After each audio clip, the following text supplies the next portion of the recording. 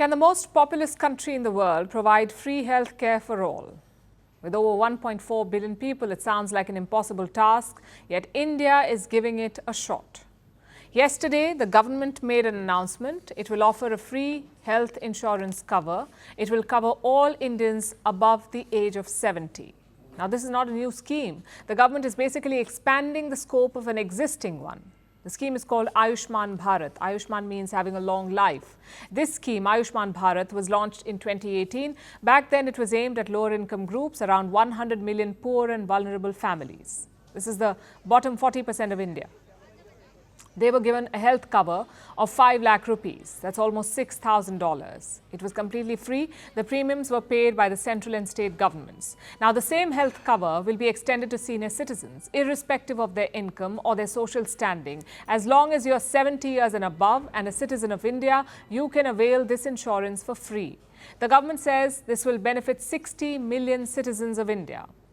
This scheme checks most of the boxes. It covers all citizens without any preconditions. Even pre-existing diseases are covered. Now, seniors above 70 are a vulnerable lot.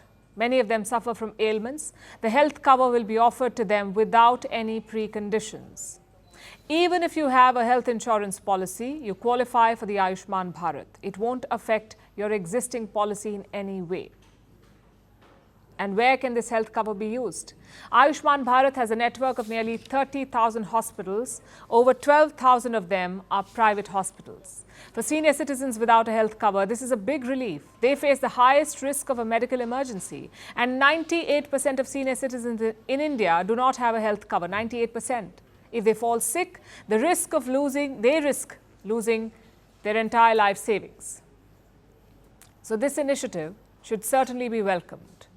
But India is still a long way off from universal health care. 72 out of 195 countries in the world have some form of universal coverage, so universal health coverage. 72 countries. Broadly, two models exist. In countries like the UK, healthcare costs are entirely covered by the government.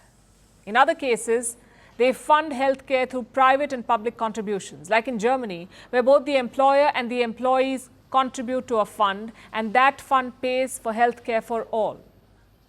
Private insurance is available for those who want it, but all Germans get the same level of treatment. In comparison, Ayushman Bharat has its limits. There is a cap of 5 lakh rupees, which may not be enough for those above 70 years of age. What's worse, if two members in one family are over 70, this 5 lakh cover will be split between them. This is what insurers call a family floater. Also, the quality of care could differ from one hospital to another. There have been complaints over implementation as well. Earlier this year, some private hospitals raised concerns. They reported delays in receiving payments. State governments were blamed for this. They weren't allocating enough funds for this health insurance scheme.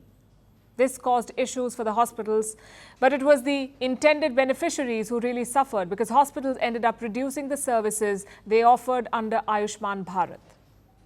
The government has been trying to find solutions to these problems, like setting up a health insurance regulator, a watchdog for the entire sector, one that regulates both private and government insurance schemes. The sector could certainly use one.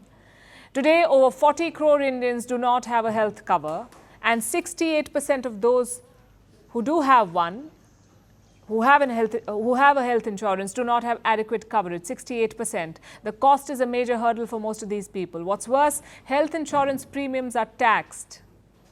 There's an 18% GST or goods and services tax. The government is rethinking these taxes, and that would help. So in conclusion, let me say this. Ayushman Bharat is the beginning of a reset of India's healthcare. It's a step in the right direction, but we have a long way to go.